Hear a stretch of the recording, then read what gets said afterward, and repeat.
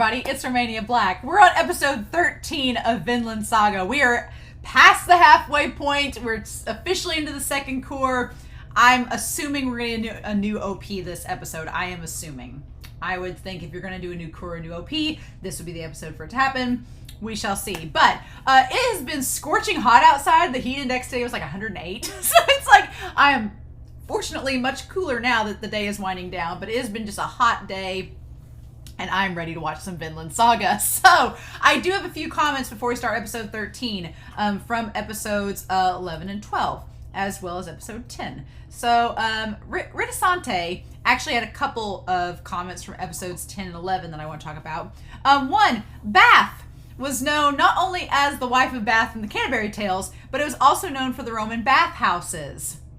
Right? Known for Roman bathhouses and a coin depository. So it was like, that's why ASKELADD had the coin so easily. It was just probably a plethora in the area, right? And it's where he got the coin. He threw it to Thorfinn, and Thorfinn promptly discarded it like a lightsaber in Last Jedi. Just chucked that thing like it was nothing. And we're like, you might have wanted to hold on to that back in episode 10.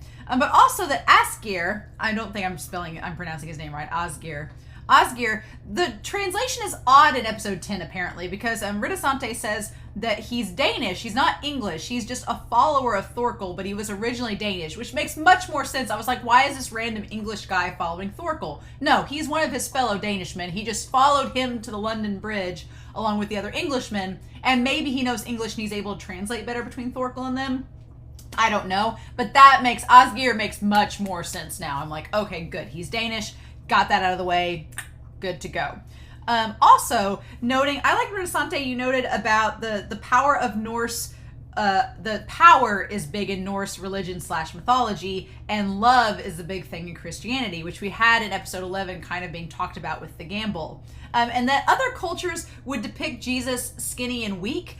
I am Christian myself, but the thing, you could kind of draw two inferences from it. One, you could say that, okay, Jesus is depicted as weak and skinny a lot of times because he's usually emaciated on the cross. It's supposed to be a symbolic image of him like at his weakest state, and then through the power of God he's resurrected and he's given eternal life. So there's that side of it. But also I thought that was funny because I have my great grandmother's Bible that she had from years ago, and I looked through it recently at the very beginning, and they talked about like Jesus's upbringing, and they're like, he was actually really built, and I was like, all I could think of was like buff Jesus. I was like, oh my god, just picturing like a 20-year-old buff Jesus, because he was a carpenter's son. He worked on with carpentry with his dad the whole time. He would have a good build. I was like, oh god, I was like, stop. Like, stop picturing it. But yeah, so I thought that was really funny. And then Thorfinn. It was pointed out by Ritasante that Thorfinn has now been with ASKELADD and Bjorn for double the amount of time he was with his own father. He's been with Bjorn and ASKELADD for 11 years, and he was only with Thors for 6. That's really sad that he spent most of his life, most of his childhood and adolescence with Bjorn and ASKELADD, who don't care, who don't show any physical affection for him at all, you know, for longer than his own father and mother. That's really tragic. And then also noted that Ragnar's kind of like a mother bear to Canute. I'm like, yeah, Ragnar really is like a mother bear, like ready to fight for Canute. And shows some care to Canute, which is great, because ASKELADD and Bjorn don't really show any care at all. So what can we do?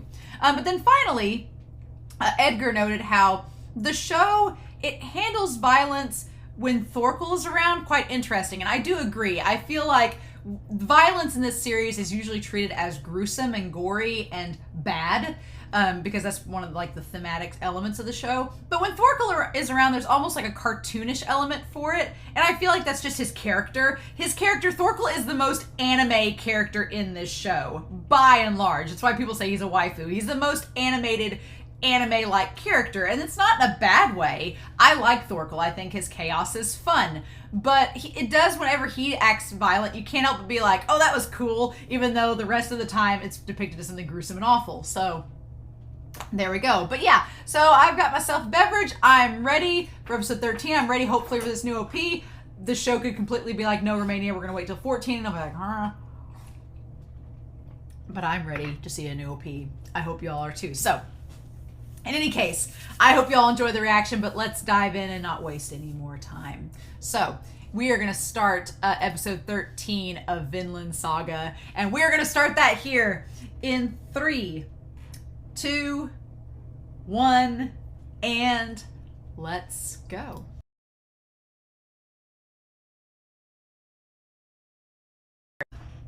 This second half is off to an amazing start. Wow! This episode. Oh, and it started to storm outside. There's a storm brewing, so hopefully we don't lose power. Fingers crossed, knock on wood, that we're good.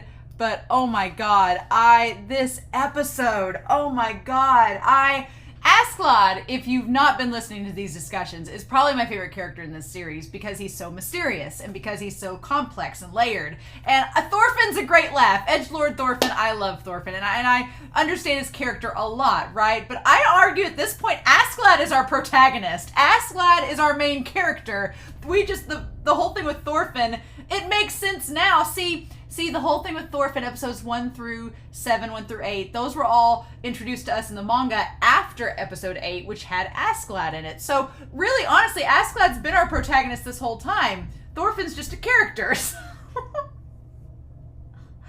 He's the descendant of Arthur. Wow, so I was close. I thought Canute was descended from Arthur, and maybe Canute reminds ASKELADD of his mother. Maybe. We'll tie into that. We'll tie into that. Maybe Canute is related to ASKELADD, and we just don't really know the full context yet because we talked about like the whole Danish and him taking Lydia as a concubine. Who's to say that the King Swin didn't do that with Canute's mom? Because they said in the last episode that he had women from all over the world. So who's to say that they're not related? I mean, I don't think they're related, not really, but there's too much age difference between ASKELADD and Canute. But still, ASKELADD continues to be such an insanely interesting, layered character, and I'm fascinated by him, and I'm so glad that we're getting more into his character and getting little nuggets as we go. It's great. The OP, I love it already. And yeah, then I fell down the rabbit hole. Y'all have to excuse me because yes, Thorfinn and Canute just became a couple. So the dynamic is there. I don't even want to hear it. So we'll get to them. But we're going to talk about ASKELADD. ASKELADD and his very complicated relationship with the Danes, who he apparently hates. So I'm like, oh, I think I can see where this is maybe headed. Maybe possibly. I don't know. We'll see. We shall see. Let's go through this episode, though. This episode's so great. This is my favorite episode. By and large, it is definitely my favorite episode at this point. I love it a lot. But yeah, we don't start. I thought we were going to start with the new OP, but we do not. Things are starting to make a little bit more sense, right? Especially with ASKELADD. The episode's called Child of a Hero. But it's really like the child of a hero is not talking about his father, because his father was from Denmark. The child of the hero is Arthur. So he is, let's just back up here. He is a descendant of Artorius. Which, when they said Artorius in the last episode, I was like, Artorius sounds Roman. Doesn't sound English. Artorius. Anything with like a US at the end, it sounds like, it sounds like Dionysus or something. It sounds very Greek or Roman. And I was like, I don't know about that. But we'll touch more on Artorius, who is where the legend of Arthur comes from. Okay. So that and his mother, Lydia, is from Wales. And his father, Olaf, was Danish. And he is their child. Now, they did not say whether or not Lydia had any more children. We don't know that yet. We don't know if there are siblings. Is a big question mark. He said he's their child, which makes it sound like he's an only child, like he was her only child. But we don't know that for sure yet. If he did have a sibling, could that sibling be tied to Canute? I don't know. I'm not saying Canute is not his sibling, no, because there's too much age difference. But if he had a sibling, could that sibling have been traded off to the king or something like that, because they were Welsh and they were exotic, and then had Canute? We don't know. For some reason, something that ASKELADD saw in Canute made him want to follow Canute and save him. But there's more to it. We'll talk about Canute. I want to put Canute over here. We'll talk about Canute here. This whole sibling then getting taken by Swin and being related to Canute, there's like a 1% chance that I'm into that theory. That's like a 1% theory. I'm not really into that theory at all. First and foremost, as I'm discussing this too, I want to go ahead and say this. I know I've been a nitpicker on spoilers, but please do not tell me in the comments, be like, you'll find out about this later, or you'll find out you're wrong about this, but you'll find out about this. Don't tell me that, please. And I only say that because that's a spoiler. If you say, oh, well, it's not exactly like that, you'll find out later, then my brain goes, okay, well, I can rule out this, this, and this, and now it's this. Like, my brain will go into overdrive. I will probably figure it out then, and I won't be surprised, and that will ruin the whole reaction. So please don't do that. So just don't give me hints. Don't give me clues. Don't be like, oh, you'll find out about such and such later. Don't say that, please. Just let me be in the dark in peace. Don't confirm or deconfirm my theories. Please. But if you want to comment about all this madness without doing that, that'd be great. Or if you're going to talk about how I'm right or wrong, please put a spoiler tag. Be like, Romania, don't read, spoiler. And then y'all can talk in the comments all you want. Just spoiler tag it so I don't see it and I don't read it. But please. Because this part, I'm like, oh my god, this was so great. But let's talk about this. So ASKELADD coming up to shore. Let's make note here. The parallels to Thorfinn are ridiculous. Ridiculous, the parallels to Thorfinn are. God, where do I even start? This episode is so dense. So I'm gonna put Thorfinn over here. Under Canute. Okay, I'm gonna just make like a little happy little line squiggly line down here and talk about parallels. Parallels to Thorfinn, okay? So, he looks similar, right? Looks similar. Clearly cares for his parent. Like, it is very apparent that ASKELADD cared about his mother and possibly loved his mother. So, the blonde in the flashback was Lydia. It wasn't Hordaland. It wasn't a random woman. The blonde, she was the blonde in the flashback because he saw her in that same outfit. She had the gray cloak on, right? So that blonde in the flashback was his mom. Okay, so we got that answered. But yeah, he shows up wearing similar garb, and he carries his father's weapon. Because here's what I think happened. I think that, I don't know this for sure or not, but I think that he killed his father, took his sword, and took his mother back to Wales. Is what I think happened. Which would not be a parallel to Thorfinn, because Thorfinn did not kill his father. He's mad at ASKELADD because ASKELADD killed his father. But I think that that weapon is his father's sword. Now, whether ASKELADD killed his father and took the sword from him to take his mom back, or whether his father gave him the sword and let him go back with the mom, I find that less convincing because his dad does not seem like a good person. Because his dad said that once he was done with her in the bedroom, he sent her to the stables like she was a brood mare. So that makes me think that his father, Olaf, was not a nice person. Not at all, right? And so that would lead me to believe that I could believe he killed his father and took his sword so he could get his mom home. I would totally believe that, but we don't know for sure. Maybe we'll see that later in this series. Maybe. But the fact that he carries that weapon is like Thorfinn. And the fact that he got there on the tiny boat. The tiny boat. You see the tiny boat in the dock there, and you see the guys in the big ships on either side. And the ships that they have there do not look like they have dragon heads on them, but maybe that they're Danish. I don't know. So maybe he hitched a ride on this Danish ship, and they got him, and they're like, here, get in this boat with your mom and sail out that way, and they just let him off there. I don't know. Maybe his dad gave him the sword then and was like, protect yourself, I guess. I'm not sure.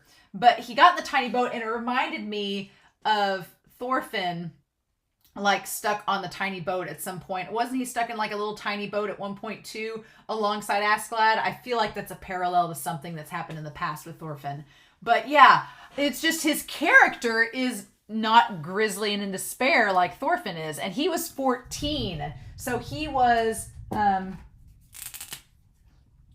14 when ASKELADD took Lydia home. He was 14, so he's 3 years younger than Thorfinn now, right?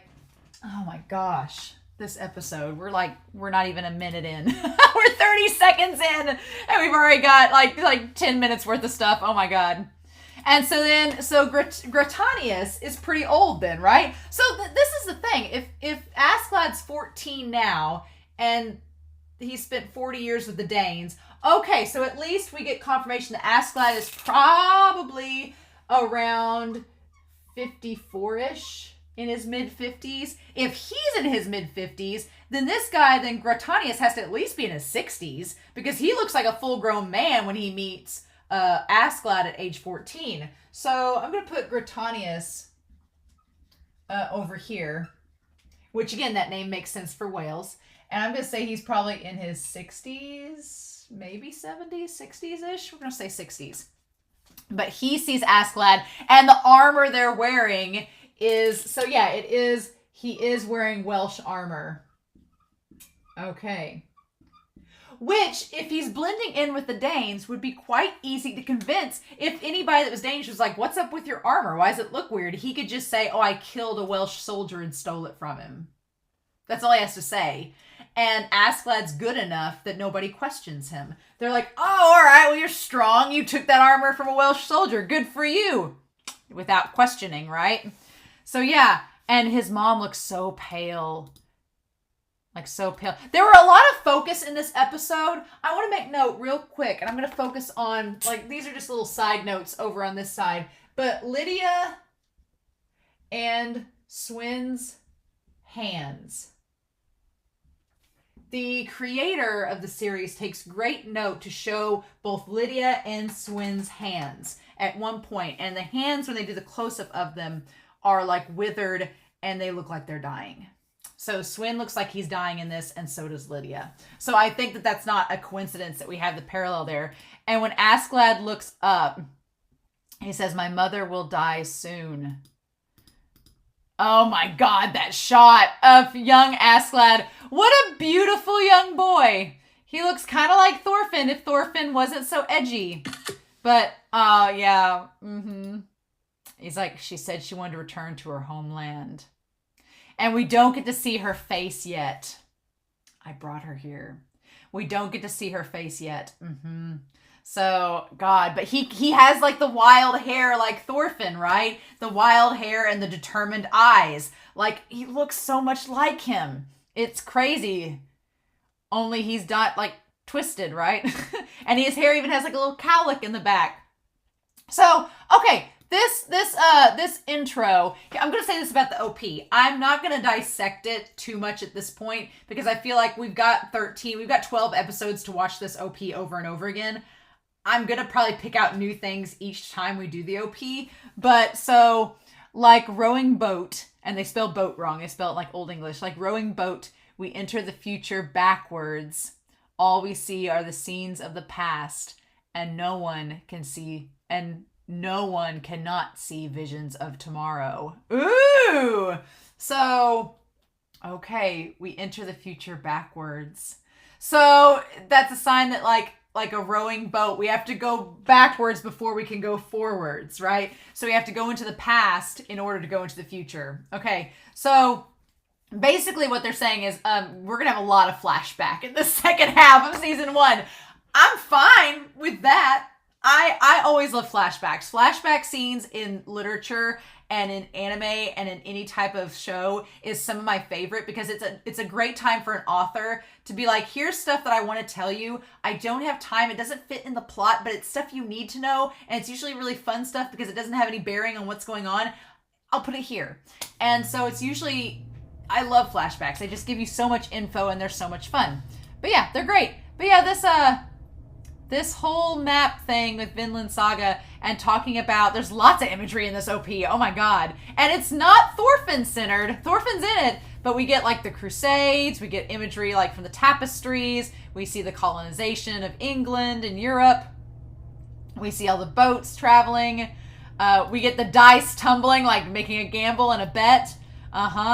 We have the Vikings approaching. So I guess they are Danish. Well, yeah, they are Danish ships, aren't they? Because they had the ships that brought Askeladd over to take his mom back were Danish. So maybe he didn't kill his dad yet, and he has his sword, though. Or maybe it's not his father's sword. Maybe that parallel I'm making is not really a parallel. Maybe it's someone else's sword.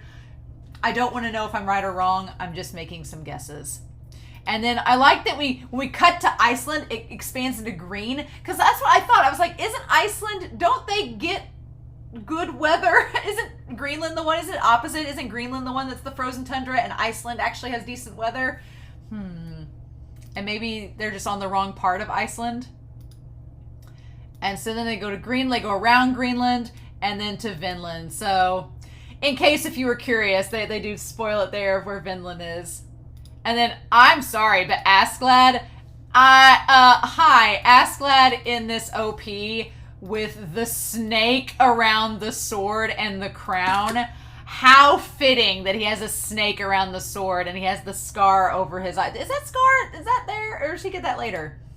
And then seeing him as a kid looking, okay. And then seeing her like dancing around the ruins in the snow.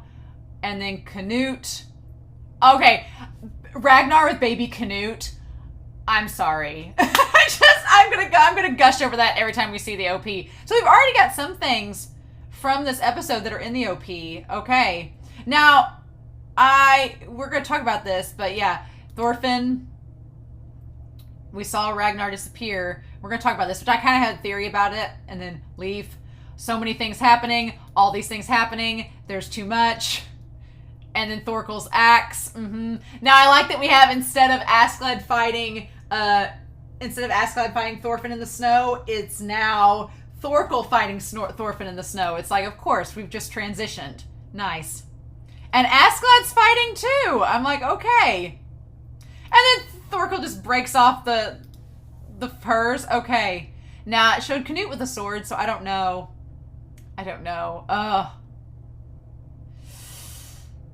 Okay.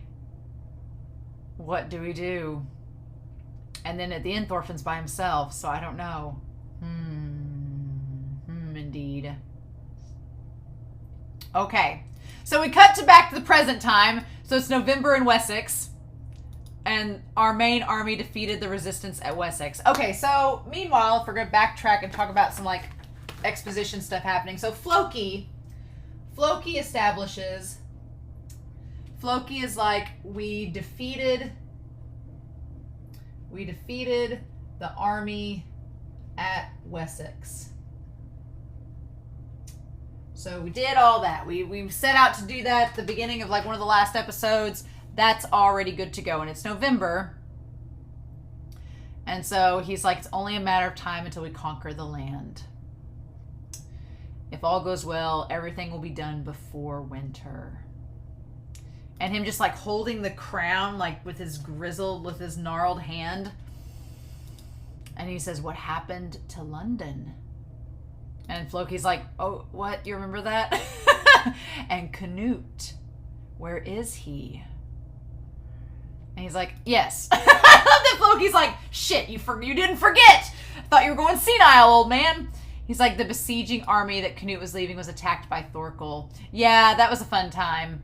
And the army basically wiped everybody out. So we haven't heard of anything since. And they don't know where Canute is. They heard rumors that they engaged in a battle at Marlborough. And they joined the local soldiers. We saw how that went.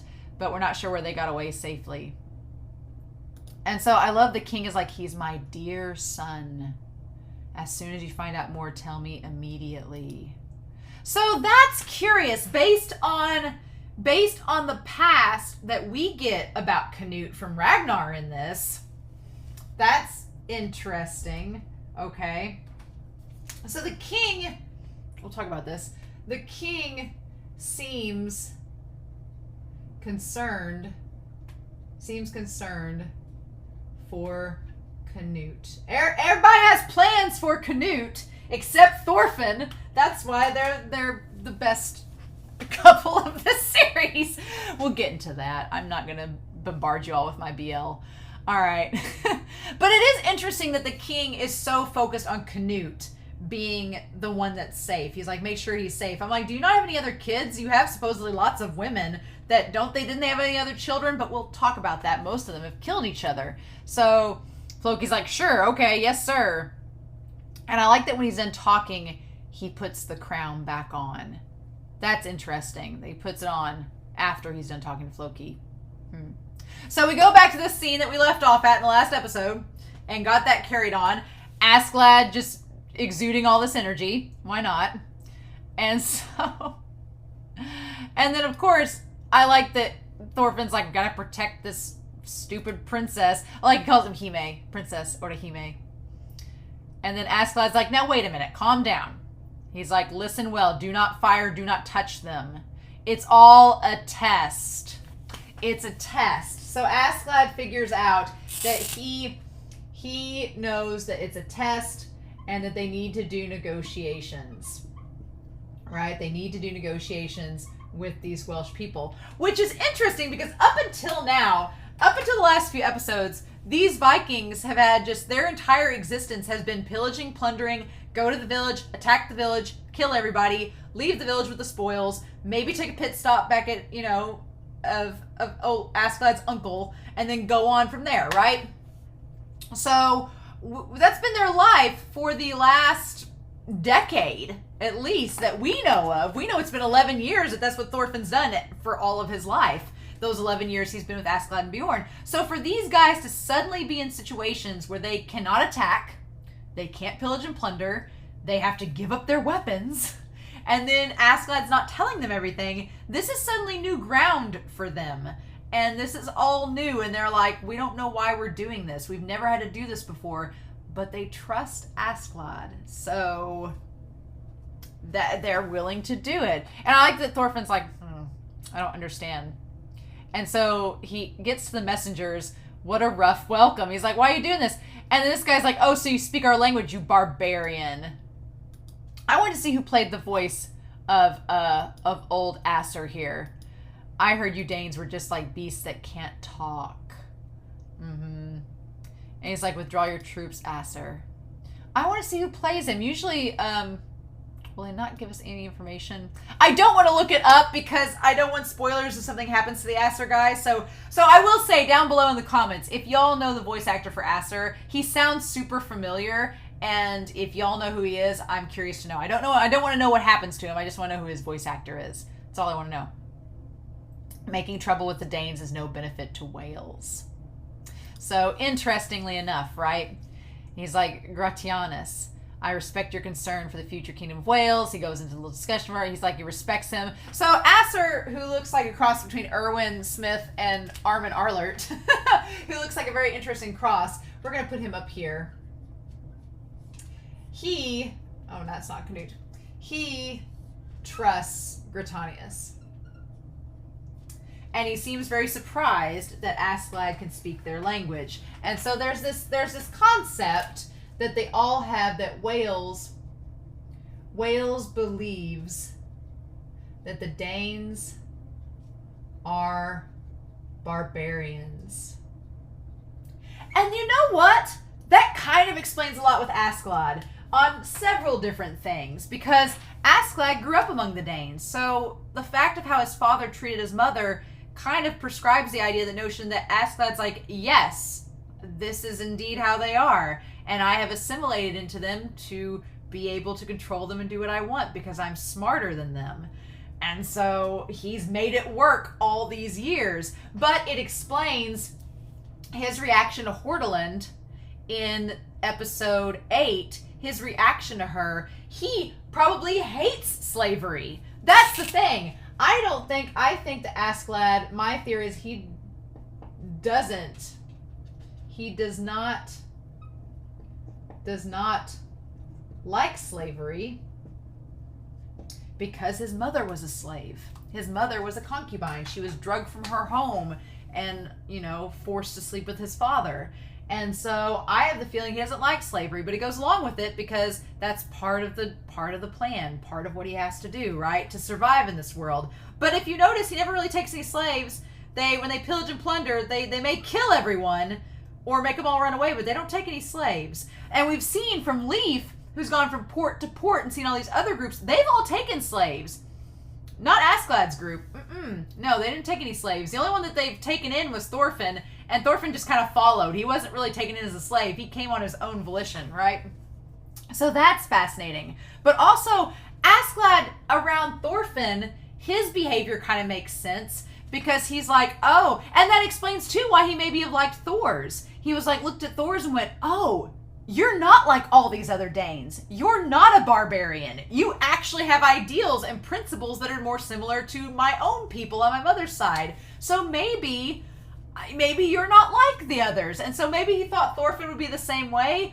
But when he saw that Thorfinn is no different, he's like, fine, if you're going to act like a barbarian, you little kid, then I'm going to treat you like all these other Danes that are barbarians. And we'll just go from there. I mean, it doesn't change the fact that ASKELADD has barbarian Danish blood in him.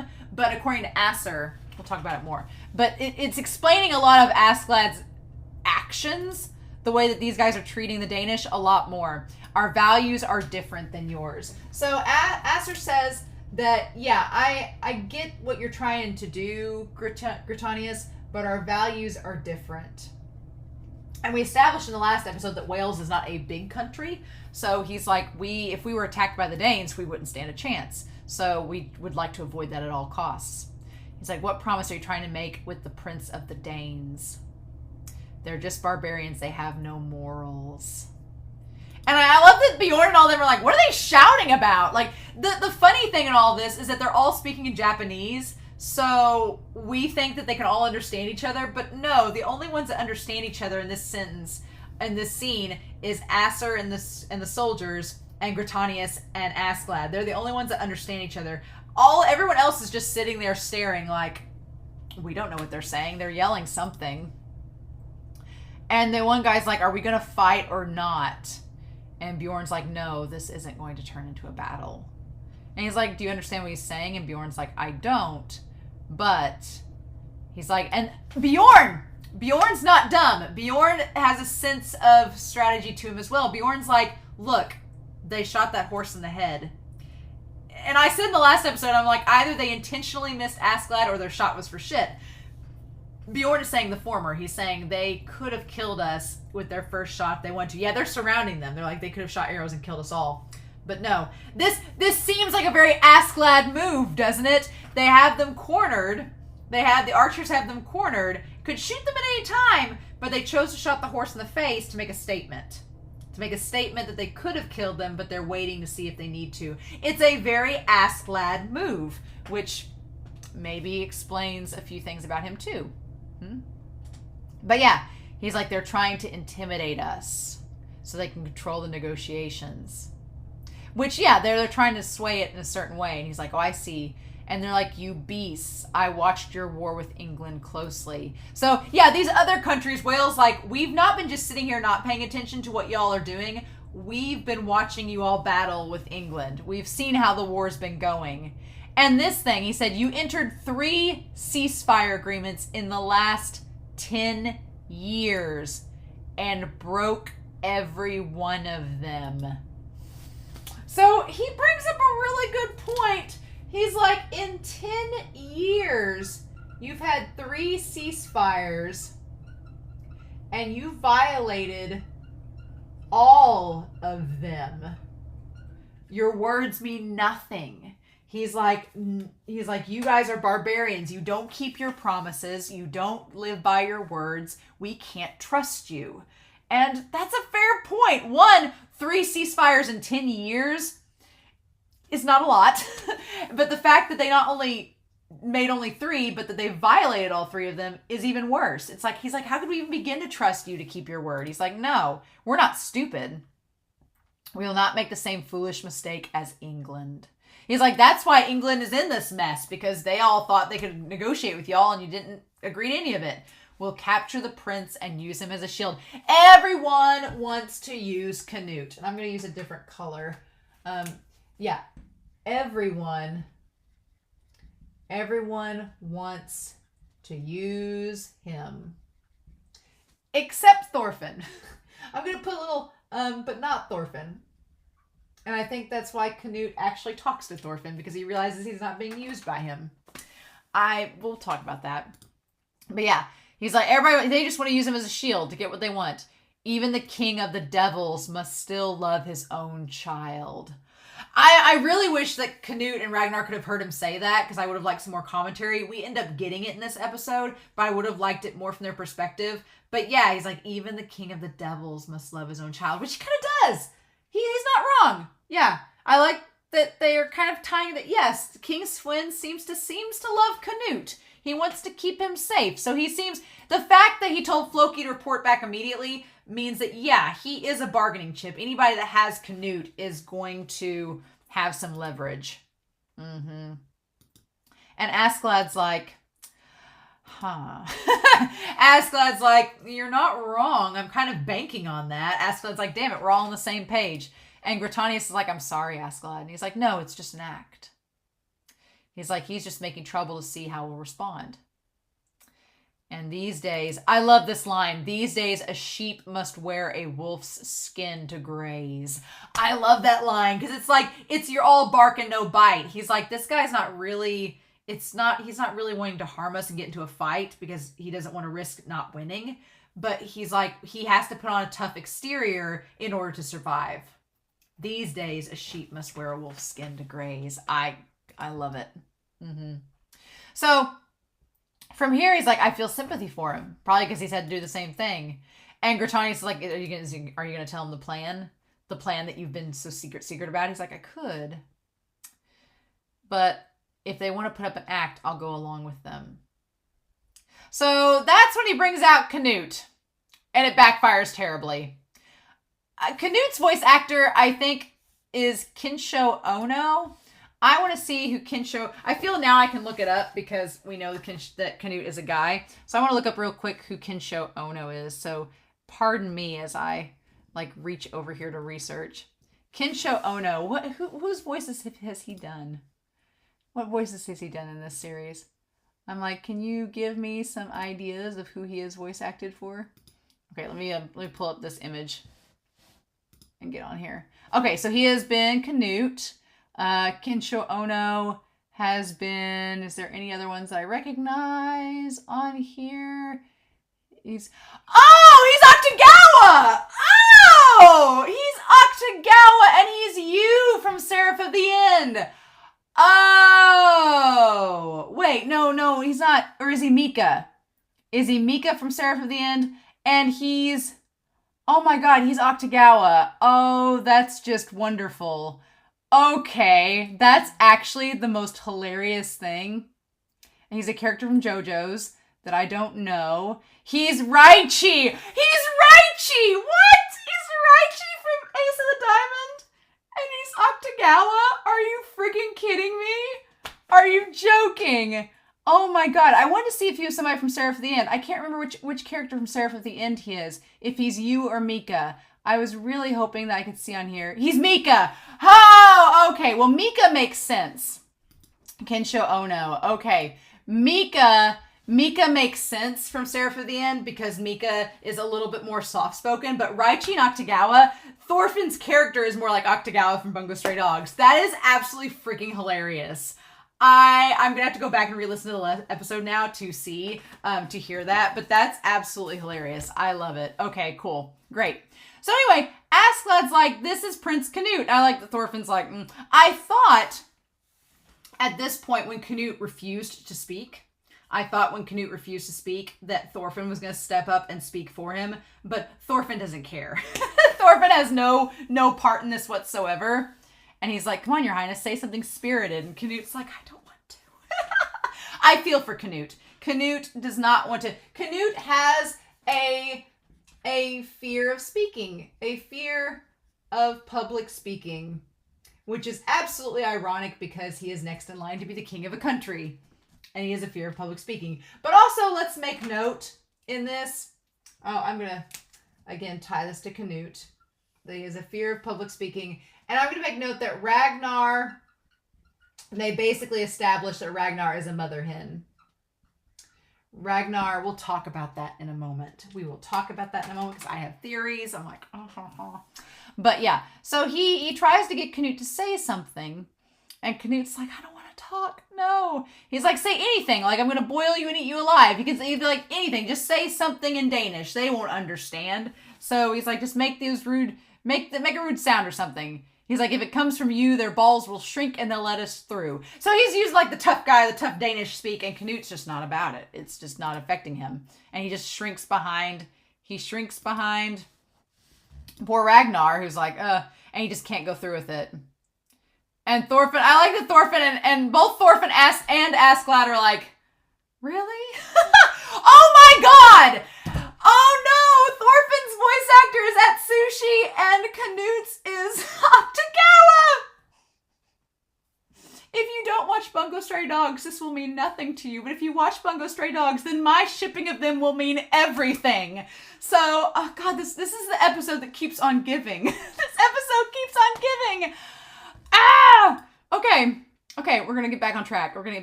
I'm gonna freak out in the Discord just so you all know. He's like, His Highness dislikes talking in front of other people. And Askeladd's like, that's highly inconvenient for a ruler to be like that way. And Ragnar always offers to speak for him. And he's like, no, the prince needs to learn to speak for himself. Ragnar's a freaking helicopter parent over here. And Askeladd's like, kick the kid out of the nest. He's a prince. He has responsibilities he has to live up to.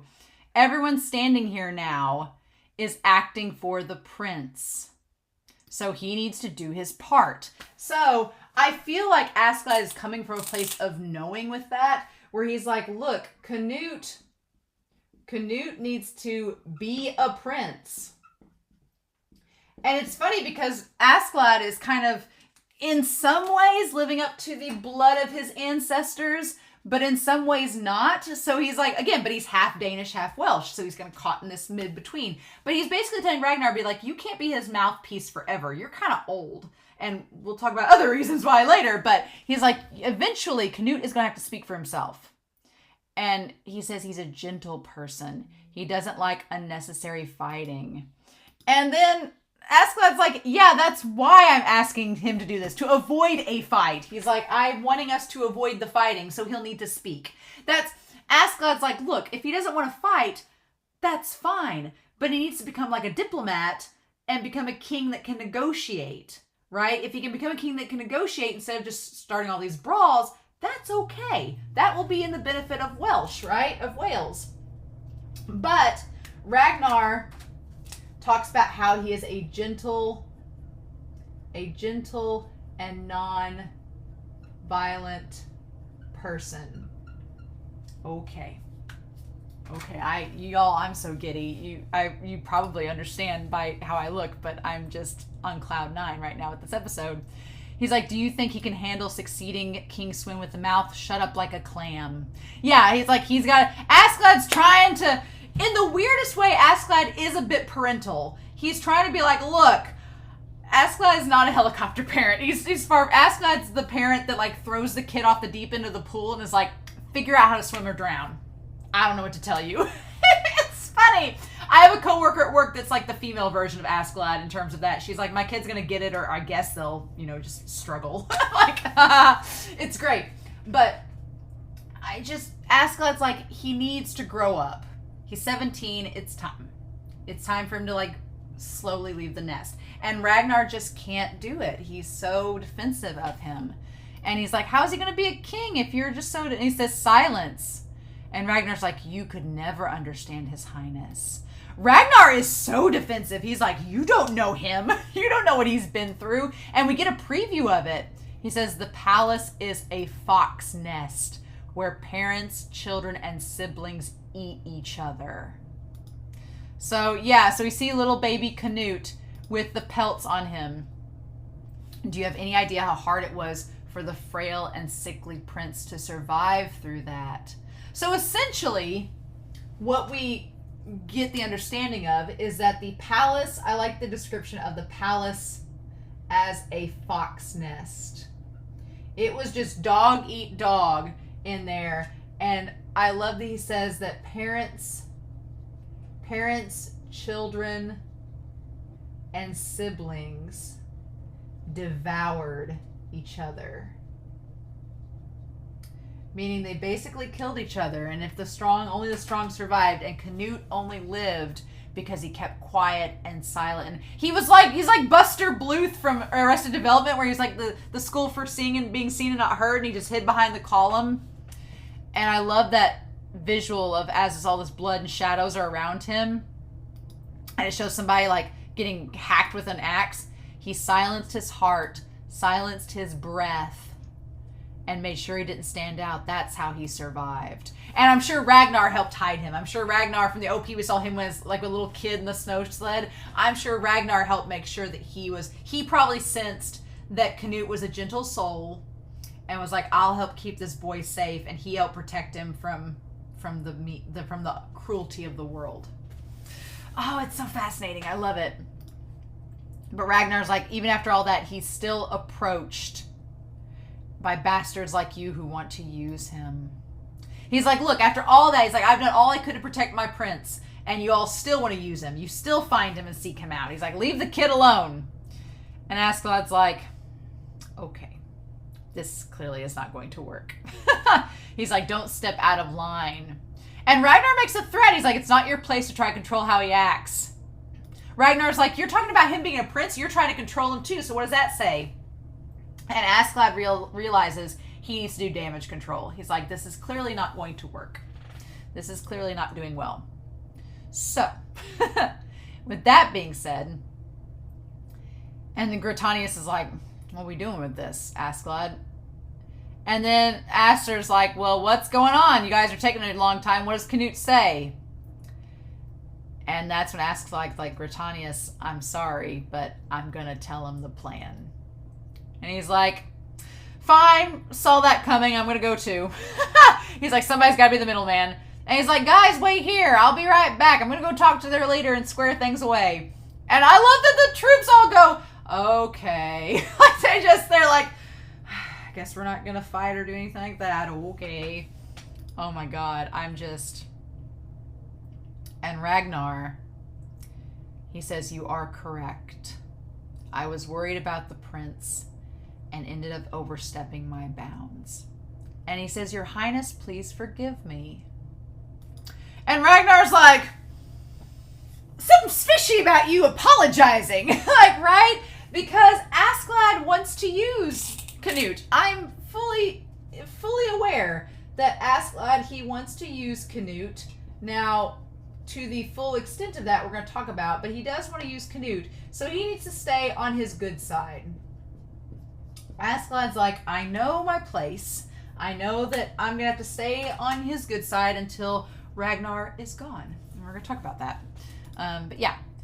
And then Ragnar's like, I love just the evil strangled look he gives him, like, And Thorfinn just trying to be so cool, throwing his hand up with the shield behind his head, like a 17-year-old. I just love that he's like, and Canute being like, oh, I don't have to face him. And then Thorfinn, I love that and Thorfinn looks like just like the guy that would be Canute's boyfriend, being like, was that it? What a loser.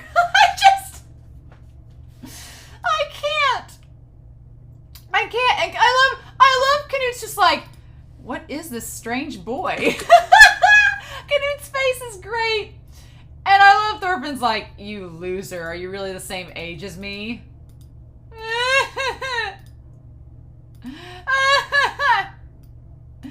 When he said you loser, you know what it reminded me of? If you've ever watched Yuri on Ice, it reminded me of Yurio, of Yuri Pletsky being like, loser, to Yuri. That's what it reminded me of. I still cannot believe that this is Atsushi and Akutagawa's voice actors. I cannot believe it, because in Bungo Stray Dogs, Akutagawa is this brash, emo edgelord, and Atsushi is this soft cinnamon bun tiger. And here, it's reversed, where Atsushi's voice actor is playing the edgelord, and Akutagawa's voice actor is playing the soft cinnamon bun. It's blowing my mind, and I cannot explain to you how much it's making me happy. And Canute's just like, nobody's ever talked to me like this before. It's like, you all know that we'll talk about ships later. And so they're like, that guy's named Ragnar, right? He doesn't know that fledglings all leave the nest someday. What he's doing is bad for the chick. Yeah, ASKELADD agrees. He's like, yeah, Ragnar thinks he's doing good. He's looking out for Canute. but he's sheltering him to the point where he's going to be like regressive, like going forward. He's not going to progress. He's just going to stay stagnant and be childlike when he's a 17-year-old guy that needs to start thinking for himself. And Askeladd's like, yep, I realize this and I agree. And Gratanius is like, there are many things you have to do to put your plan in motion. I think one of them is to kill Ragnar. I think Ragnar's going to have to go. So for this plan to work, we're going to come over here and talk about Askeladd's plan. So his plan, I think, will involve one, getting rid of Ragnar's exit at some point. Now, do I think that's going to happen immediately? No. But I do think that Ragnar is going to need to, like, leave the picture or to spend less time with Canute in order for Askeladd to get Canute into a position that is going to be beneficial. Gratanius is like, you got your work cut out for you, because that man, Ragnar is he's not only a motherkin, but he is perceptive, and Ragnar's not stupid. So that is one thing I like about Ragnar. He's not an idiot. He knows what he's doing. He's very dedicated. He's so dedicated to Canute that's to his detriment. And Askeladd's like, I know. Oh, that look of Askeladd looking like such daddy energy. Not parental daddy energy either. But just like being like, I know what I gotta do. So these guys all have the high ground. The Welshmen all have the high ground, obviously. And then, but Aster's interesting. He's like, stand back. I don't need any guards. He's very theatrical and dramatic. And he's like, get away. No, further away. Out of earshot. Don't be eavesdropping. Like, he's so dramatic. I'm like, what the fudge? And these guys are like, sure thing. He's like, tell the others too. Stay far away. I'm like, he's so weird. But they do end up leaving him alone with Gratanius and Askeladd. He said, your name was Askeladd, right? He's like, you're putting me in a hard spot. He's like, I get what you're trying to say, but I'm in a bad situation. And you're asking for permission for passage through our country and supplies for your men. He's like, that's really hard. He's like, wait, giving you passage is one thing, but giving you supplies is another deal. Because now it's a little suspicious. He's like, I can't immediately say yeah to that. He's like, we may be small, but our king has a reputation. So the Welsh king apparently has a reputation. Welsh king has a rep. And so what Askeladd wants initially is he wants passage to Gainsborough. All right, passage to Gainsborough and supplies. That's the first thing that he wants. It's like, okay, fair enough. Sure thing. And so then from there, he says, what's in it for us if we help you? So he's like, I need to confirm this is a transaction between two parties of equal standing, or else my men will think the king is scared of 100 Danes. So yeah, if he can't tell his men there's a reason why they're doing this, they're going to think that 100 Danish men showed up and scared the king of Wales into letting them grant passage. He's like, we'll seem weak. We don't want to do that because oral tradition is a thing in this world, and if the rumor gets out that the king of Wales was weak to 100 Danish men, then that's going to open up the doors for other people to try and invade Wales. And from this episode and the last episode, we get the idea that that is the exact opposite of what these guys want. They want everybody to leave them alone. They don't want anybody to come after them. And so Askeladd's like, okay, you're right. It would be unfair. It wouldn't look good for you just to agree to our demands. Fair enough. And so I apologize for not showing more consideration. Askeladd's a totally different person around these guys, because that just makes it all seem like what's real and what's the facade, right? What is real and what's the facade? We haven't seen Askeladd say that he's hated anybody before this episode, right? He seemed very nihilistic, like he didn't see a point in the world. It's funny because, like, back in episode 8 and stuff, I was like, wow, Askeladd's really nihilistic. He doesn't see a point in the world and existing. But clearly, upon meeting Canute, he has realized that there's something that can be done. I'm so fascinated, okay, by him, because it's not clear all of his intentions and where his loyalties lie, but he is a different person. He is a different person around the Welshmen. He is much more diplomatic, much more polite and considerate, and very talkative, and very, very, sweet in how he talks. It reminds me a little bit of how he was trying to talk to Thor's, but he still had a little bit of edge because he knew Thor's was Danish and he probably had this preconceived notion about him. What's real and what's the facade? That's probably the biggest mystery about ASKELADD, is he throws out a lot of stuff in this episode that you're like, okay, well, what is real and what's put on? What's fake and what's reality? And then Gratanius is like, I'm the one that wrote you the letter. He's like, I thought I wrote in the letter that I can't give details about your reward in order to maintain secrecy. And he's like, yeah, I read that. Then what's the secret? He's like, what about the secret? And of course, he's like, can I ask you something? Depending on the reward I offer you, would you consider joining us in the war, Asser? And he's like, God, no. I like that he's like, no, I'm not joining you in a war.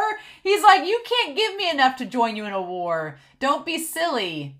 I know that a small country like us is no match for the king of Denmark. See, that answer is much different than any Viking that's with ASKELADD right now. Because ASKELADD, the Vikings, they're all driven by money and by wealth and power. And so when ASKELADD asked them to join them and said, what if I give you this big reward? Will you join me? They were like, sure, sign us up. We don't care what happens. Let's go and get this reward. Asser's like, no, your reward's not worth me knowing to fight a losing battle I know I can't win. So ASKELADD asking that question is giving him a complete understanding of Asser's character. And, okay, if I tell him this, how do I need to phrase it? And also distinguishing for us, the audience, the difference between the Welsh people and the Danish. So, fun times! But yeah, he looks over and he's like, pardon me, I was just checking. Make sure I was talking to a Welsh man. And so then he starts talking to him. And of course, they fade us out. They fade out. And it's like, we don't get to hear it immediately. But we cut to the Vikings, and they're like, he's a weird man. Who? Well, ASKELADD, of course. Bjorn is not happy. He's like, I didn't know he could speak Welsh. Bjorn seems suspicious, right? Bjorn, I like that Bjorn's gears are turning, right?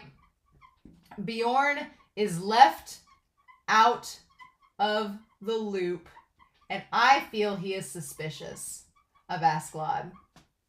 Because, yeah, he's like, wow, I've known this man for decades. Decades. Did not know he could speak Welsh. Didn't know it. Known this man, has not said 2 words about himself. And Bjorn Bjorn looks scared. Bjorn looks nervous and scared and suspicious because Bjorn's like, we are about to go into enemy territory in Wales with a man we know nothing about leading us who also speaks Welsh. That seems like it could be a trap, doesn't it? Doesn't it? So it's like, he's like, ooh, okay, I don't like where this is headed. And this other guy's like, well, I guess there's some things even you don't know. Ha ha ha. And Bjorn's like, that's a problem. He's like, idiot, there's lots I don't know. He's like, all I know is he's from Denmark. That you've known this man for 20 years. He said decades, which means multiple. So at least 20 years. You've known him for 20 years and the most you know about him is he's from Denmark. That's it. That's a problem. And I feel like ASKELADD's done that intentionally. He's kept himself private intentionally and not gotten too close to anybody because that may ruin some plan he might come up with. So he's kept Bjorn close because Bjorn doesn't ask questions. But he might start asking questions now. He's like, he's such a pain. We've been together for decades, but he never tells me anything. And he's like, oh, what are you sulking about? I thought you're a grown man. And he's like, shut up. Are you trying to start a fight? Bjorn's like, I'm serious. Something's up. I feel like Bjorn suggests that there's something that's amiss here. Like, you've known this man all this time and he knows this language you didn't realize he knew. You're going into enemy territory. But ASKELADD seems to be the only one with the upper hand. And the guy responds, the other Viking, he says, who cares? He's a good leader. Who cares? Who cares if he's suspicious? He's a good leader. And luck is on his side.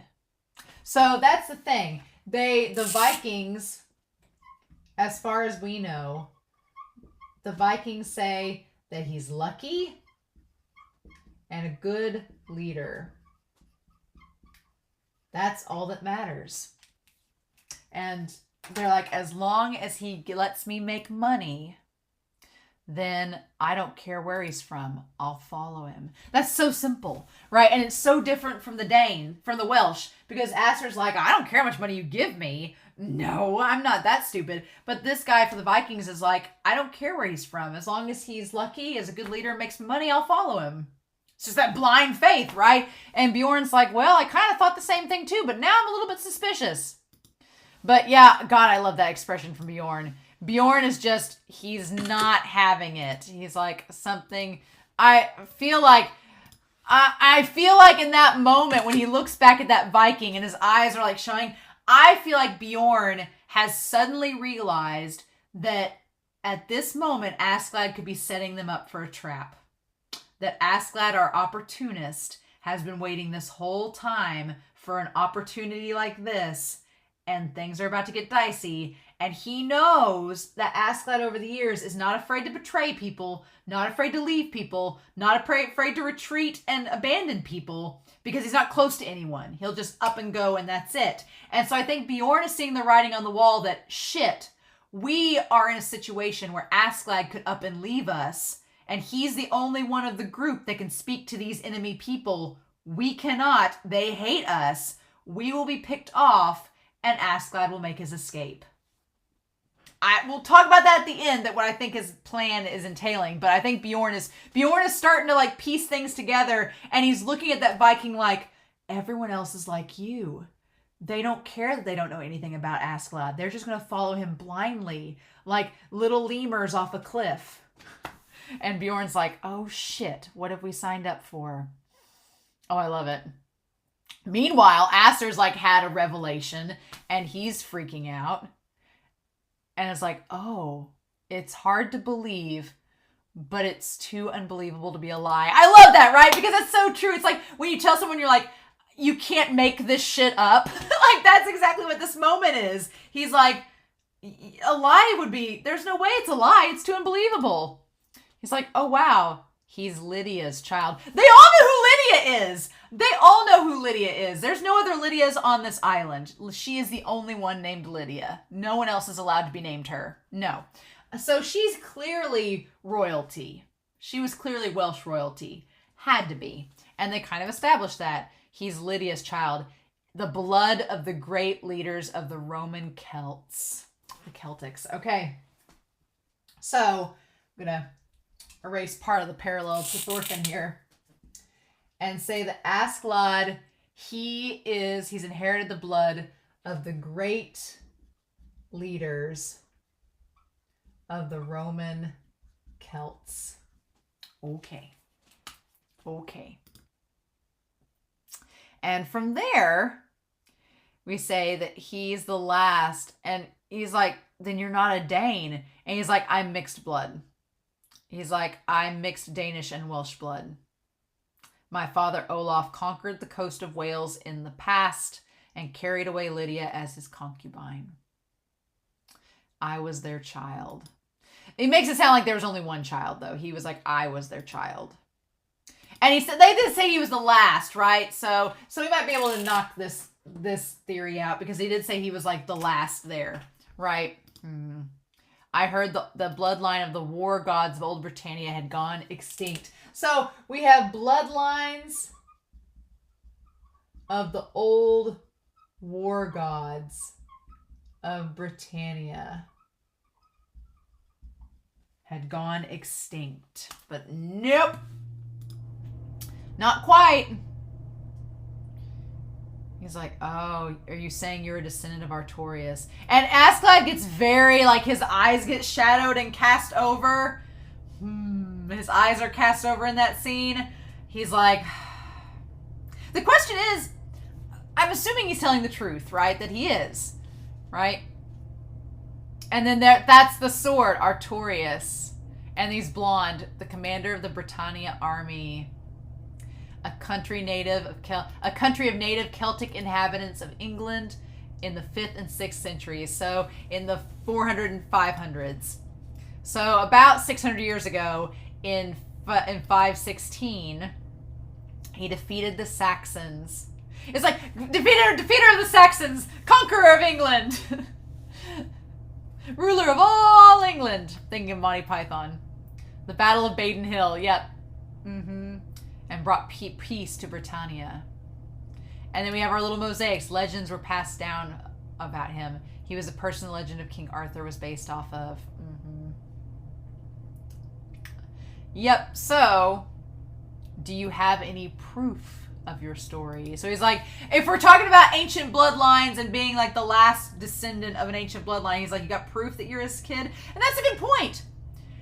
Lydia may, he may be Lydia's child. In fact, maybe he's not. Maybe he isn't Lydia's child. That's the thing, too. We don't know for sure, and I don't want to be told yay or nay, but there is a possibility that ASKELADD has fabricated all of this. There is a possibility that Lydia had a child and that it died, and ASKELADD, maybe he befriended Lydia and she taught him Welsh and he brought her back. But I like to think that ASKELADD is her son, but she may not have been of the blood of Artorias. We don't know. She may have made that up. In the OP, she's like running through the snow and she looks kind of delirious. So it makes me think like maybe she made that up. Maybe it's not true.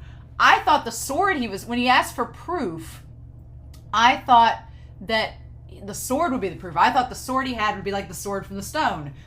But clearly it's not. And Gritanius, he says when he was 14, he visited Wales with Lydia and met me for the first time. So he's been there multiple times. That was only the first time. Okay. All right. And ASKELADD's like, she was an unlucky person. She was kept in my father's bedroom for a long time. After she became sick, she was kept in the stable.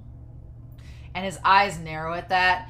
I gather the impression that ASKELADD did not like his father. And so, yeah, he said she was unlucky. Like he just phrases that, which is funny because the Vikings call him an unlucky person and a lucky person and a good leader. But ASKELADD's like, no, my mother was weak. She was unlucky and she serviced my father, and then when she was sick, he tossed her away. Ugh. And that's when he's like, oh, how that's terrible. That just furthers the notion that the Danes are barbaric, right? Barbarians. He's like, who would ever imagine the last remaining survivor of the great bloodline is mixed with Danish blood? So yeah, getting into all these bloodlines and stuff, he's like, isn't that a bad thing? And ASKELADD's like, no, that's exactly it, Asser. He's like, it's because I'm of mixed blood that I can blend in with the Danes. So he makes it seem like this has all been an elaborate act, like a 40-year-old act in the making. I have been following the Danes for years, not because I wanted to, but because I had to. I had to build up a reputation for myself. Make myself look a certain way, and because I look Danish, it's very easy for me to pull it off. And so he's like, I didn't have to spill the beans. And the thing is, the Danish people, they don't seem to tie a lot to like the bloodline thing, except for the king. That's all they really care about. But they don't even really care about the bloodlines. They just care about the power that the king has. So he's like, it was really easy to blend in because they don't ask questions. They don't try to figure out who I am. As long as I'm powerful and a good leader, they'll follow me and they won't ask questions. And it's like, oh my God, yeah. And so from there, he's like, in other words, Wales is going to have an insider in the army of Denmark. Me. If I can make that rich boy into the next king of Denmark. So yeah, and then we see we see Thorfinn just brooding next to Canute. So his thing is like, he can pass. So because he looks like a Dane, because he can do that, he's like, I will make Canute the next king. He's like, I will make Canute into the next king. All right? And once I do that, I can claim a high position too. He's like, don't you see where I'm going with this? He's like, then I can claim a high position in the political circle. I can weasel myself in, right? God, that look from him, I love it. And if that happens, I love just like the fox-like stare that he gives in this panel. If that happens, I can conclude a treaty of non-aggression with Wales. So he's like, my mother's people, he's like, I can get a treaty of non-aggression with Wales. They'll never set foot on this land. And then he's like, oh, Asser and Gratanius are like, okay. And then it just shows him like looking up at the sky with his hands on his hips. And he says, I won't let them take even one step into this land. Aha! Okay. He's like, I'll keep you all safe. And it goes back to his conversation with Thorfinn. He's like, wars, anytime there's a war, it's just always one party over the other, over and over again, just defeating and conquering each other. He's like, that's stupid. He's like, so instead, he's like, I'm going to do this. This one guy, Canute, does not look like a king. He doesn't look like an idiot that would just cause wars over and over again. I can use him and make him sign this treaty of non-aggression, and he'll keep to it because he's different than his father. He'll actually maintain it, right? And Asser's like, oh. And he just starts laughing. He's like, ah! To the point where he's like, that's so bold. And he's like, you almost had me. And the troops are like, what the fudge? Why is he laughing? He's confident. And I love that he's like, okay, so I have one concern. And he's like, what is that? He's like, you were raised among the Danes. So are you sure the blood of Artorius is stronger than the blood of the Danes within you? That's, oh God, that's so, he's like, are you gonna, he's like, you're half Danish. Which side do you stand with more? Do you side with your mother's heritage or your father's heritage? Can I trust you that you're not going to support your people on your father's side instead of us? Which do you care more about? And I like that Askeladd's like, how do I put this? And he looks down at his men. He says, you'll just have to believe me. And I love this line, though. Regardless of my blood, I hate the Danes. Oh, my God, yes. He's like, nope. He's like, they're a bunch of barbarians, too, and I don't like them. And because he's been with them. God, again! The parallels between him and Thorfinn, right? The parallels between him and Thorfinn. The idea of just hating the barbarianism of it all. It's the same thing. And Thorfinn and him are doing these things for similar reasons. Askeladd has been with these people he hates for 40 years. For 40 years to get this plan in motion. And he hates them. Thorfinn is a tenth of the way there. Thorfinn is a quarter of the way there to doing what Askeladd's been doing. He's been with them for 11 years with people he hates. So he's a fourth of the way through Askeladd's journey of being with these people that he hates. The difference is that Askeladd came from a different background than Thorfinn and has a different viewpoint of the Danes as a whole, whereas Thorfinn's really just hating Askeladd and the Vikings that are with him. Thorfinn doesn't really hate the rest of the system that we know of yet. He just really hates Askeladd and his men. But he's following him to try to kill Askeladd. Askeladd's ambitions are a bit grander. He's not just mad at one person. He's mad at an entire country. So Askeladd is just like Thorfinn on steroids at this point, right? Oh my God, that line, I hate the Danes. I love that we're getting these little reveals of Askeladd, but the thing is, what all is an act, what all is real, we won't know till the end of this story. It's just like, I'm like, you are reeling me in Pied Piper style, and I'm here for it. So they make them all dispose of their weapons, with the exception of two. Ragnar and Thorfinn are like, hell no, we're not getting rid of our weapons. And the thing about Thorfinn is that Thorfinn's not really tied to Askeladd. Askeladd's like, oh, he's this stray dog that just kind of follows us around. Guess we'll let him keep his sword. But I'm going to put on here that Thorfinn and Ragnar keep weapons. Now, Thorfinn obviously does not want to give up his father's dagger. He does not want to do that for obvious reasons. And Thorfinn's like, hell no, I ain't stupid. I'm not giving up my weapon. Ragnar, I think, could function on two levels with this. Ragnar could be suspicious of Askeladd and is like, no, I'm not giving up my sword. That's my only chance of defending myself. But two, Ragnar is so dedicated to protecting Canute that he's like, no, I need this weapon to protect my prince. And so Askeladd realizes that he is fighting a losing battle with both of them. And he's like, just let him go. He's like, we're just pretending to be prisoners until we get passage to the country. And he's like, nope. He's like, they'll return our weapons when we get to the border. We'll talk about that. Yeah. He's like, that way they won't lose face. And he's like, that's strange. Why do your men follow your orders? Ragnar asks him this. And I like Askeladd's response. He's like, it's amazing, right? He's like, because they're all idiots. They all follow me because they're idiots, right? Oh my God. That's because my men trust me. Which is hilarious because he just told Gritanius and Acer that he hates them. So, God, it seems like they trust me. He doesn't say because he's a good leader or because he's a good person.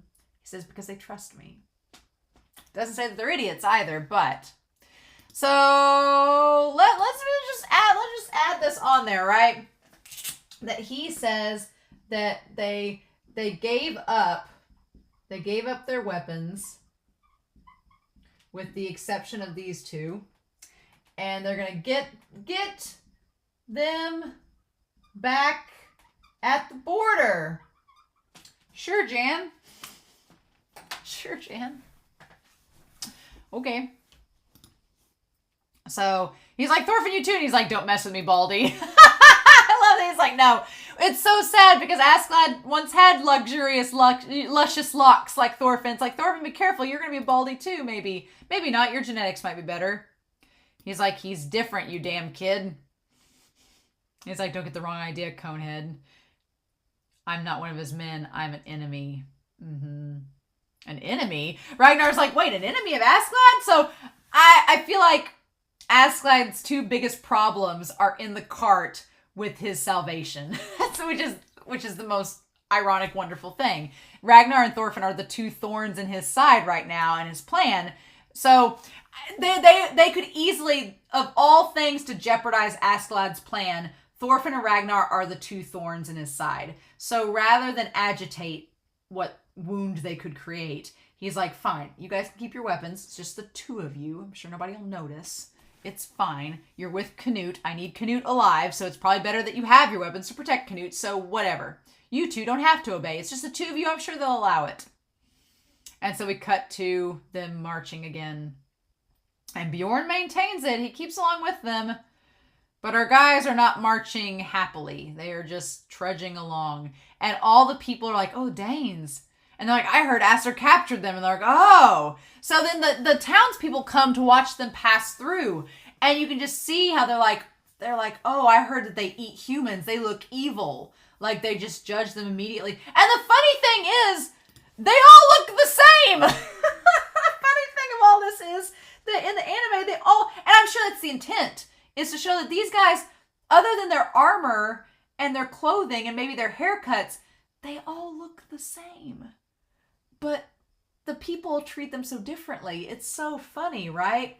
And language is that barrier. Communications is that barrier that kind of bridges these two worlds. But when you don't have it, it's easy to create that disconnect, right? And to make it further spread, right?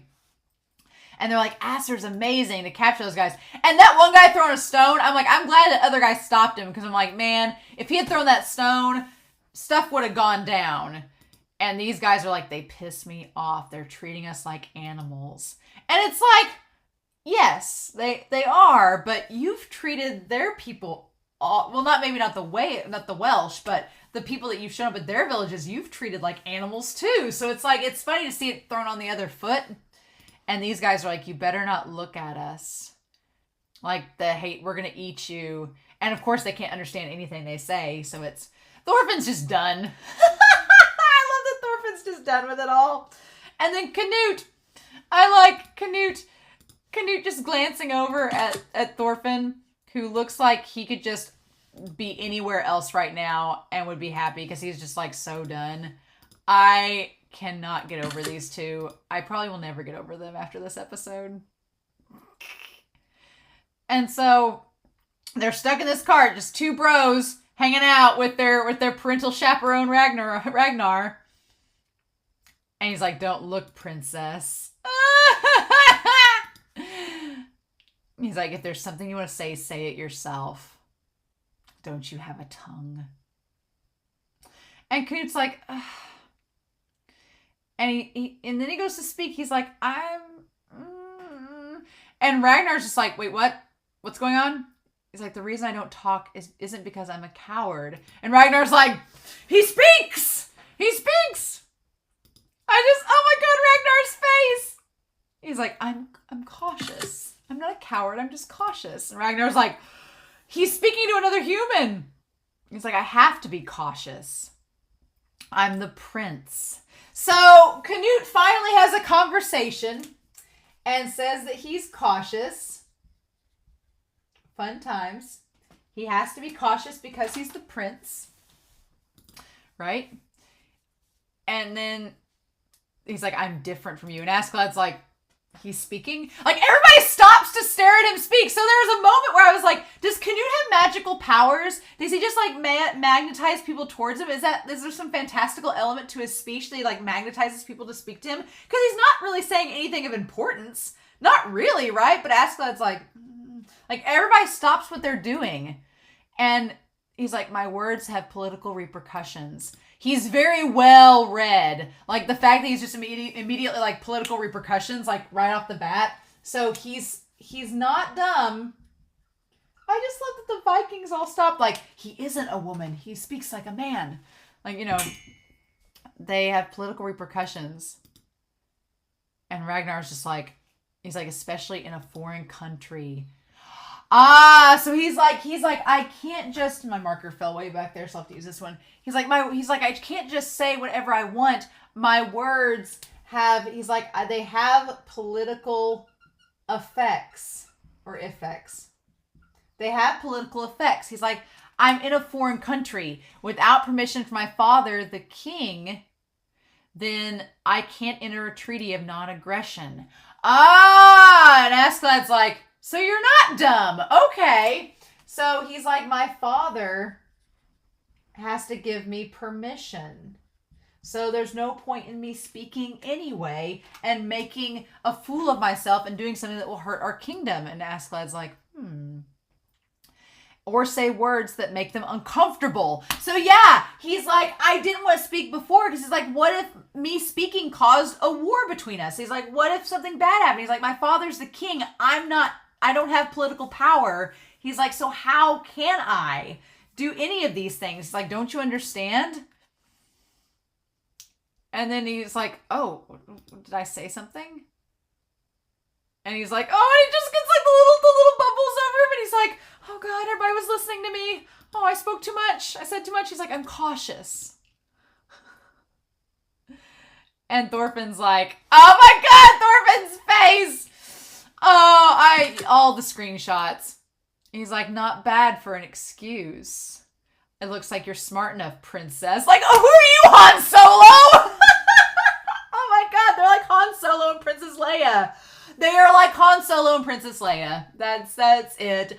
I'm sorry. I told you all a few episodes ago that there was no romance in this series, and there still practically is none. But now I have a ship to stand behind, and it is Canute and Thorfinn. They complete each other. It's great. And I love that. I Yeah, no, it's Han Solo and Princess Leia. That's all it is, because that blush that Canute gets, I want to get that image right. Oh my god, yes. That image of Canute's like incredulous face with the blush, being like, "How dare you? This is the first time." And Ragnar's like, "Oh god," he's like, "No one's treated me like this before, you scruffy nerf herder." And he's like, "Then it was a good experience, huh?" He's like, "Take it back. It's not an excuse." Oh my god, I can't with these two. It's over.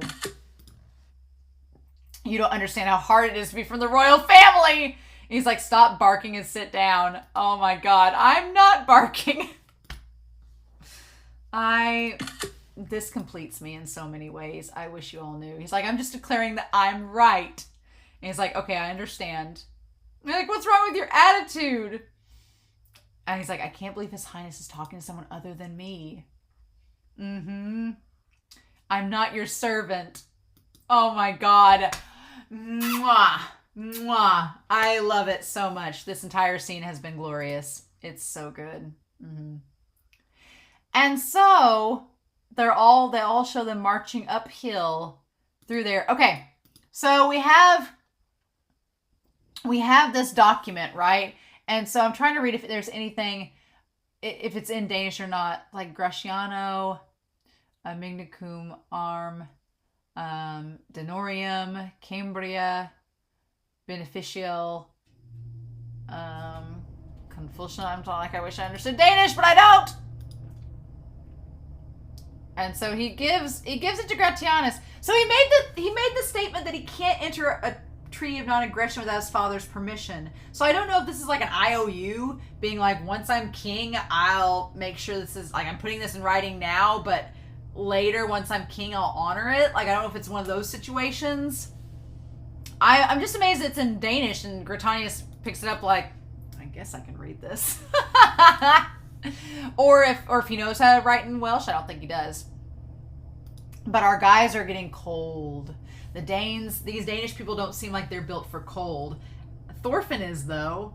ASKELADD was, though. That's the thing, okay? We're going to talk about this. Again, the parallels. That ASKELADD and Thorfinn, they're built for snow. There was that preview. There was that little thing in the OP about the mom dancing through the snow, which I think ASKELADD, that last shot we get of him, seems to make me think that ASKELADD's okay with snow. And Thorfinn grew up in Iceland, so he's like, "No, we good. I grew up in these really cold temperatures. I can survive. I know what I'm doing." But these other guys, they don't seem like they are nearly as prepared. And so ASKELADD just marching through the snow and looking up, right? And just seeing that it's starting to come down. And then Canute, so he's looking to see where it's coming from. And Canute, like, his pale hands have a little snowflake. And, oh, like, Canute is so damn precious. He's just like, snow. Oh, like he's never seen it before. And Thorfinn's just like, God, I hate this. I've seen so much snow in my life. But Ragnar's like, ASKELADD, can't you go any faster? We're going to be trapped in the snow. And he's like, enough already. He's such a pain. So, in any case, they're like, we're going to cross the northern edge of Mercia. And so, okay. And head for the main army in Gainsborough. We arrive in 1 week. You mean we'll go through enemy territory? So, they've got 1 week to get to Gainsborough. Okay? So he's like, we're going to go through this northern pass. If Lord of the Rings has taught me anything, those are usually bad ideas, but okay. Then we're going to go through the northern pass, and in 1 week, we'll be in Gainsborough. Okay. So, but Ragnar's not so sure about this. He's like, enemy territory. If we get trapped in the mountains of the Wales and the snow, we'll all be stuck. So, what's wrong? Don't you worry. Yeah, so Ragnar is concerned, and I think Ragnar has good reason to be concerned. Ragnar, he's also concerned.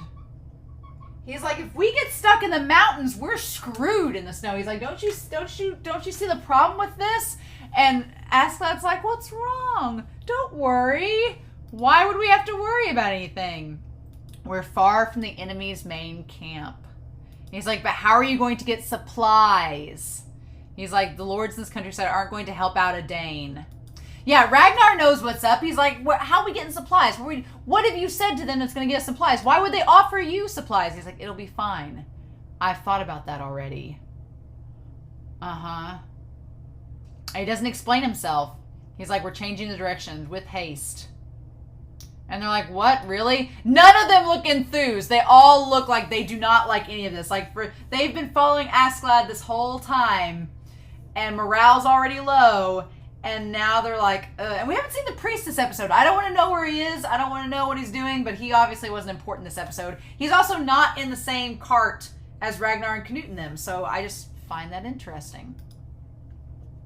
And they're like, really? Why are we changing routes all of a sudden? And I like that Bjorn, that look that he has on his face, he's like, don't worry. Askeladd's decision isn't wrong. Trying to convince himself, huh? Mm-hmm. Trying to convince himself. Yep. Ah, yes. And they take the path to the right. It seems like such a symbolic thing, like they're going on the wrong way. I don't know. And then as they go through the snow, we get to Askeladd. And he's like, we don't know what he's thinking. Oh my God, yes. And then it fades to black, right? Of course it does. And so then the ED is just mainly shots about the Valkyries and stuff we've seen in the past, so it's not anything crazy. But, oh my God. I'm just head over heels for this episode. I really am. I really am. Mm-hmm. Mm-hmm. So, sorry, just hit Huck. So, basically, do I think Askeladd's going to betray all these guys? Maybe. Maybe. Because here's the thing. He's taking them to this northern pass, which Ragnar's suspicious of. He's like, what about supplies? He's like, don't worry about supplies. I got us taken care of. It says it'll take him a week. These guys are weakened. They've been in the snow. They've been weakened. They don't have a lot of food and supplies. Gritanius is with them. So there's that, right? Or is Gritanius not with them? I don't know exactly. I feel like he is. But he makes this statement that he hates the Danes, right? So I'm wondering if his plan involves getting Canute.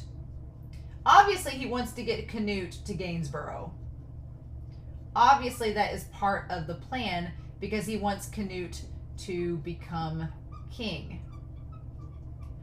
Now, my theory is that Askeladd wants to get Canute to Gainsborough by himself.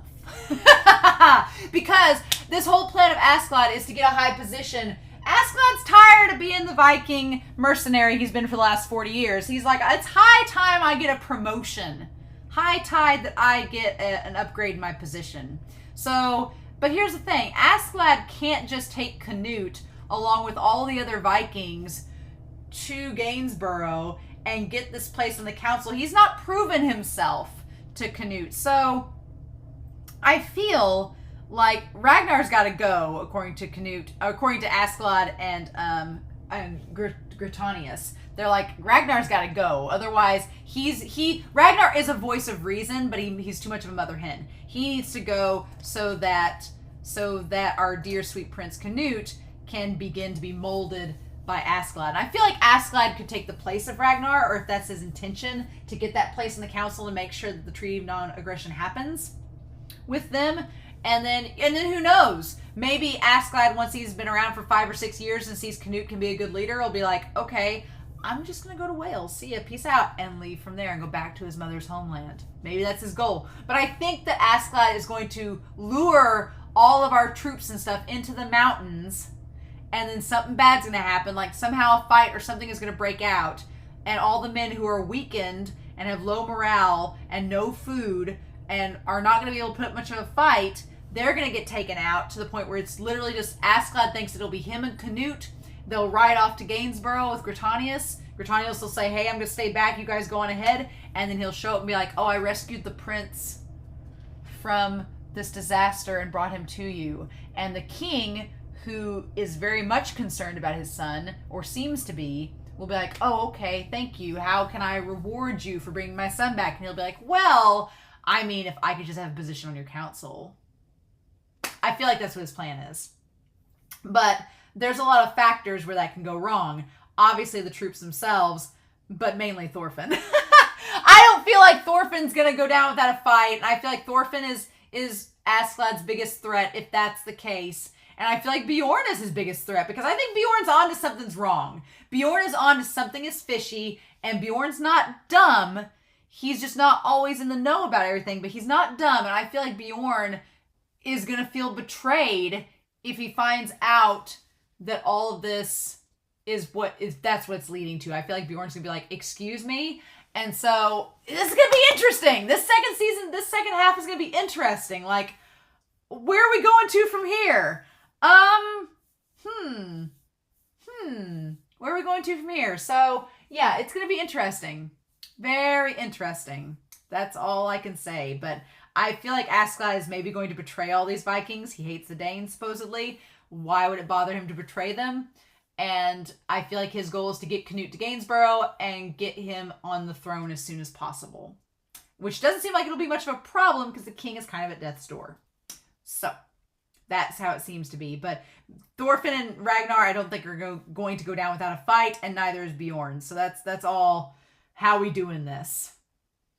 And maybe he'll realize he can't get rid of Thorfinn because Canute and him make such a great team. The dynamic between them is amazing, and I love it already, and I cannot wait for more. So yeah, that's this episode. It's my favorite now. I'm going to go rewatch it, so I'm going to go rewatch it and have fun, but I'm very curious to know your thoughts down below. Please no hints, clues, or spoilers. I'll figure it all out. Don't deconfirm or confirm my theories. I'll figure it all out, but what an episode. So, in the meantime, I hope y'all have a wonderful week. Please stay safe, take care, and yeah, I'll be back soon with more Vinland Saga.